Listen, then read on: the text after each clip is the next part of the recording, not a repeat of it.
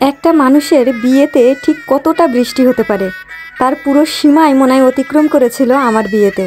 সেই গায়ে হলুদ থেকে শুরু করে আশীর্বাদ, বিয়ে, বৌভাত প্রত্যেকটা অনুষ্ঠানের আগে এত পরিমাণে বৃষ্টি হয়েছে যা আমাদেরকে হতাশ করে দিচ্ছিল। এবং আমি একবার ভেবেই নিয়েছিলাম আমার বৌভাত অনুষ্ঠান হয়তো বা হবে না, কারণ আমার শ্বশুরবাড়ির ওই পাশ দিয়ে বা ড্রেন দিয়ে পুরো রাস্তাঘাট একদম তলিয়ে গিয়েছিল। আর ওই রাত্রে যখন রাঁধুনিরা আসে রান্নার আয়োজন করবে সেরকম কোনো জায়গায় ছিল না, যেহেতু শহরের উপরে ওইরকম না আছে জায়গা বাসা, মানে কোথায় রান্না করবে, এদিক থেকে সবই হচ্ছে গ্যাসের জায়গা। খড়ি দিয়ে যে রান্না করবে, খড়ি কিনতে গেছে, দেখে প্রত্যেকটা জায়গা খড়ি সব ভিজে গিয়েছে।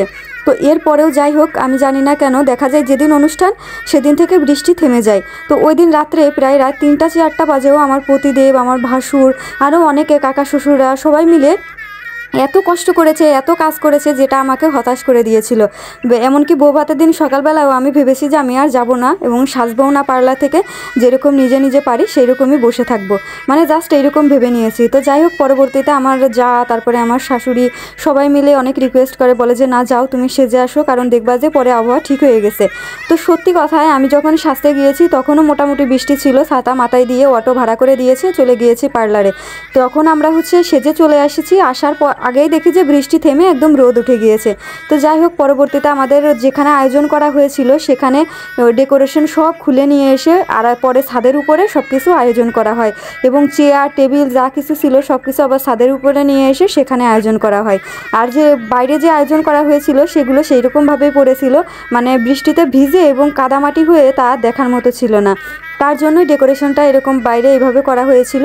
ছাদের উপরে একটা রুম ছিল, ওই রুমের ভিতরে এইভাবে বসার জায়গাগুলো করা হয়েছিল। তা আমি জাস্ট মানে অবাক হয়ে গেছি যে একটা মানুষের বিয়েতে ঠিক কতটা বৃষ্টি হতে পারে। যদিও শাস্ত্র অনুযায়ী বলে যে কোনো শুভ কাজে যদি বৃষ্টি হয় সেটা হচ্ছে দেবদেবীদের বা ভগবানের আশীর্বাদ। তো ভগবান আমাকে এতটাই আশীর্বাদ করেছে যে বৃষ্টি হতে হতে একদম তলিয়ে গেছে সব কিছু।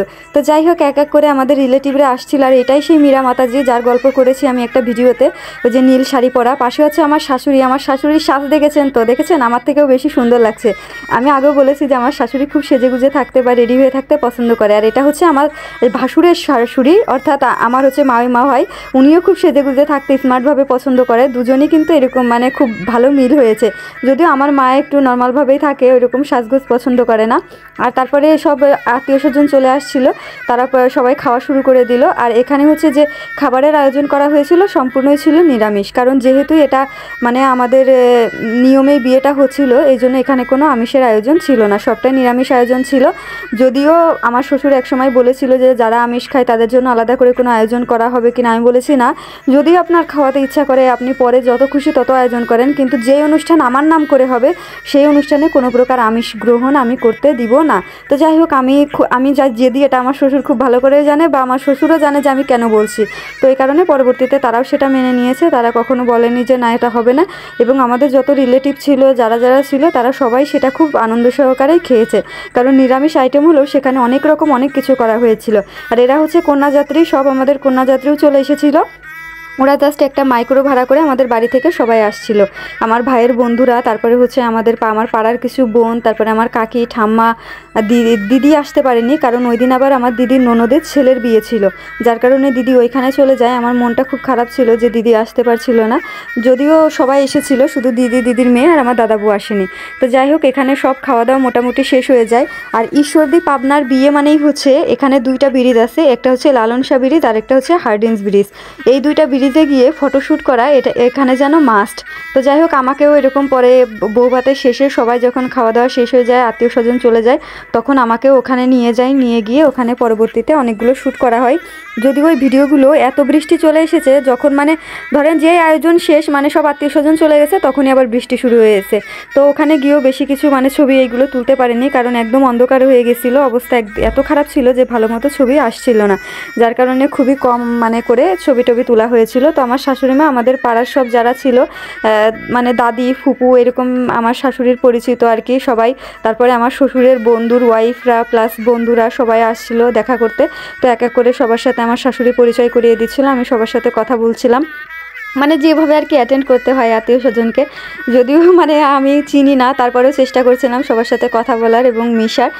আর আমার শাশুড়ি সবসময় আমার পাশেই ছিল, যদিও সে খুব ব্যস্ত ছিল। আর তার সাজটা আমার কাছে অনেক ভালো লেগেছে, কারণ সিম্পলের উপর হলেও সে বিয়ের গয়নাগাটি দিয়ে সেজেছে। যদিও তার বিয়ের আরও অনেক গয়না ছিল, সেগুলো নাকি কোনো এক বিয়ে বাড়িতে যাওয়ার পরে সে কয়েক ভরি গয়না এভাবে চুরি হয়ে যায়। তার পরবর্তীতেও এখানে মোটামুটি একটা ডেকোরেশন করা হয়েছিল। আর বাকি যে ডেকোরেশন, আমি আসলে ওই দিন ফোন নিয়ে কোনো কিছু করার আমার মুড ছিল না, না হলে আমি আপনাদের দেখাতে পারতাম যে আমাদের মেন যেখানে স্টেজ করা হয়েছিল বা জায়গাগুলো করা হয়েছিল সেখানে প্রায় হাঁটু সমান জল ছিল। অর্থাৎ সেটা দেখালে বুঝতে পারতেন যে কী পরিমাণ আমরা দুর্ভোগের ভিতর দিয়ে মানে দিন কাটাচ্ছিলাম।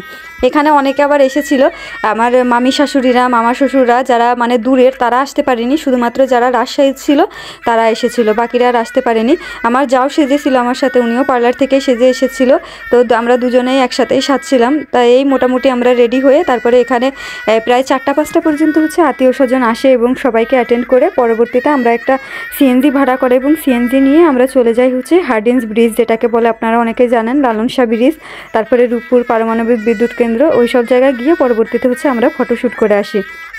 যদিও প্রচণ্ড পরিমাণে বৃষ্টি ছিল, কিন্তু আবহাওয়া এত পরিমাণে গরম ছিল যে 3-4টা ফ্যান দিয়েছে, তারপরেও মানে এত গরম লাগছিল।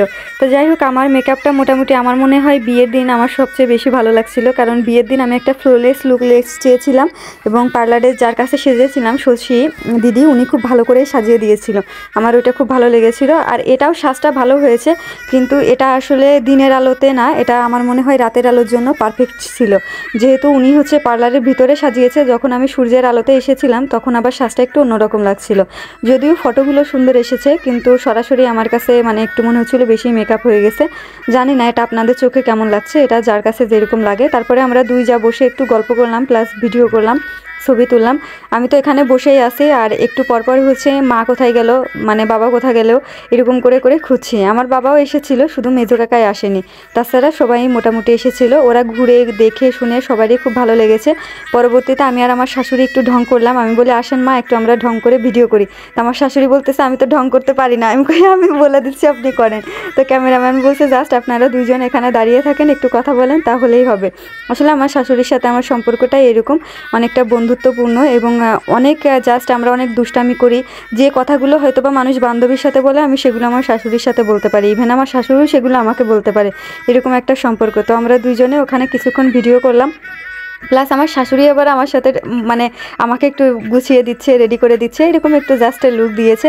তো যাই হোক, আমার পুরো বৌভাতের ভিডিওটা ছিল এরকমই। আর আমার শ্বশুর হচ্ছে একটু কনজারভেটিভ টাইপসের, সে হচ্ছে সবসময় ক্যামেরার সামনে আসবে বা থাকবে এরকম না। আর তার বন্ধু এসেছিল, তার যারা পরিচিত এসেছিল, সে তাদেরকে নিয়েই খুব বেশি ব্যস্ত ছিল। আর আমার যে শাড়িটা দেখছেন বৌভাতের, এই শাড়িটা হচ্ছে আমার শাশুড়ি পছন্দ করে কিনেছে, ইভেন ব্লাউজটাও সে পছন্দ করে বানাতে দিয়েছে, সব কিছু সেই রেডি করে দিয়েছিল। কিন্তু আসলে পরার পরে দেখলাম যে বিয়ের শাড়িটা যে ঠিক যেরকম লাগছিল, বৌভাতের শাড়িটা আরও সুন্দর ফুটেছিল গায়ে, বা ভালো লাগছিল দেখতে। আর সাজগোজ যা বিয়েতে যা ছিল মোটামুটি আমি সেইগুলোর উপরেই সেজেছিলাম, যদিও ডায়মন্ডের সেট পরতে চেয়েছিলাম কিন্তু পরা হয়নি। আর ইনি হচ্ছেন আমাদের ঈশ্বরদী ইস্কনের মানে বিশিষ্ট প্রচারক, ওনার ছেলে মেয়ে সবাইকে নিয়ে এসেছিল। ওনারা সবাই ইস্কনের খুব মানে সহযোগী করে প্রচার করতে ঈশ্বরদীতে, যার কারণে ওনাদেরকেও নিমন্ত্রণ ছিল। তো সবাই মিলে আসছিল যাচ্ছিল, এই করতে করতে অ্যাট লাস্ট মানে সবাই চলে যাওয়ার সময় হলো। বিশেষ করে আমার বাড়ির মানুষজন যারা ছিল তারা চলে যাবে, যেহেতু সন্ধ্যা হয়ে যাচ্ছে। তো সবাই যাওয়ার জন্য রেডি হচ্ছিল, কিন্তু আমি সারাদিন কিছুই খাইনি। আমি একটা কথা অন্য একটা ভিডিওতেও বলেছিলাম যে নিজের বিয়ের খাওয়া দাওয়া আমি নিজে কিছুই করতে পারিনি। তো সেরকমই হয়েছে, আমার শাশুড়ি, আমি আর আমার পতিদেব, আমরা তিনজন একদম না খেয়েছিলাম বলতে গেলে সারাটা দিনই। তারপরে আমরা খেতে বসেছি, কিন্তু আমি যে হাত দিয়ে খাবো, আমার দুই হাতে আলতা এবং আর্ট করা প্লাস করা, আমি হাত দিয়ে খেতে পারছিলাম না। তখন হচ্ছে আমার পতিদেব খাওয়াই দিচ্ছিল, কিন্তু ওই সময়টাতে আমি আমার শাশুড়ি আর কয়েকজন ছিলাম।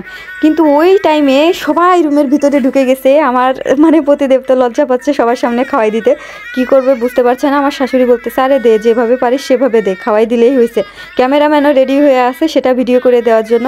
আমি আসলে এই কথাগুলো বলি না, বা আমাদের যে মধ্যে যে ভালোবাসা, আমি সেটা 0% 100%ও আপনাদের সামনে তুলে ধরি না। যাই হোক, মানুষের নজর বলে একটা কথা আছে, যার কারণে হচ্ছে আমি আমাদের নিজেদের যে বৈবাহিক সম্পর্ক বা ভালোবাসা সেটা আমি খুব কম তুলে ধরি। জাস্ট যেগুলো আধ্যাত্মিক সম্পর্ক সেগুলো আমি তুলে ধরার বেশি চেষ্টা করি। ইভেন আমার পতিদেব আমার বিয়ের পরের থেকেই বলেন না কেন, সে আমাকে সত্যি কথা বলতে প্রতিদিনই প্রায় আমাকে খাওয়াই দেয়। আমার হাত দিয়ে আমি খুব কমই খাই। সে যত বেলা আমার সাথে থাকে তত বেলা খাওয়াই দেয়, যদি খাওয়ার সময় থাকে সে আমার সাথে থাকে, আর যদি না থাকে সেই ক্ষেত্রে আমি নিজে হাত দিয়ে খাই। এটাই হচ্ছে কথা। যাওয়ার সময় আমার মার থেকে বেশি আমার কাকি কান্না করছিল, মানে এটা দেখে সবাই অবাক। কারণ ওই যে আমার কাকি আর আমার যে বেস্ট ফ্রেন্ডের মতো একটা সম্পর্ক, আমি কান্না করছি না, আমি বারবার মানে বোঝানোর চেষ্টা করছি যে আমি তো আবার কালকেই আসবো, কিন্তু তারা তারপরেও কান্না করছে। ঠিক আছে, মানে ওই যে একটা কষ্ট, ওইটা মানে তারা ফিল করছে যে চলে যেতে হচ্ছে ছেড়ে। আমার মা তো জাস্ট মানে শক্ত হয়ে অন্যদিকে তাকায় আছে, সে চোখ আর ঘুরায় না ক্যামেরার দিকে, মানে সে কান্না করছে ওইটা দেখাতেই দিবে না, এরকম একটা ভাব। তো যাই হোক, সব কিছু মিলিয়ে লাস্টের দিকে গিয়ে আমিও আর নিজেকে কন্ট্রোল করতে পারিনি। মানে আর নিজেকে কন্ট্রোল করে যে আমি মানে কান্নাটা ঠেকাই রাখবো এরকম আর সম্ভব হচ্ছিল না। তা যাই হোক, তারপরে আমরা দুই যা রেডি হয়ে গেছি, তারপরে গাড়ি ঠিক করতে গেছে, সেই টাইমে আমরা একটু ভিডিও করছিলাম। এরপরে হচ্ছে আমরা হার্ডিন ব্রিজে যাই, ওখানে গিয়ে কিছু ফটোশ্যুট নিই। তো যাই হোক, আমার পুরো বৌভাতের ব্লগটা কেমন লাগলো অবশ্যই জানাবেন। আর বিয়ের সব ব্লগই দেওয়া হয়েছে, জাস্ট বৌভাত এবং হচ্ছে গৃহপ্রবেশটা দেওয়া হয়নি, এই দুইটা ব্লগে বাকি ছিল। তো যাই হোক, এক এক করে দেওয়া হচ্ছে। আর দিতে একটু দেরি হচ্ছে কারণ ক্যামেরাম্যানরা ভিডিওগুলো দিতে দেরি করেছে, যার কারণে আপনাদেরও দেখতে দেরি হচ্ছে। অনেকে ভাবছেন এত দেরিতে কেন দিচ্ছে, কারণ এডিট করে সব কিছু করে ক্যামেরাম্যানদেরই দিতে দেরি হচ্ছে, যার কারণে আমারও দিতে দেরি হচ্ছে। তো সবাই কৃপা আশীর্বাদ করবেন যেন আমরা সুখে শান্তিতে থাকি এবং জগন্নাথের সেবা করতে পারি। হরি বল।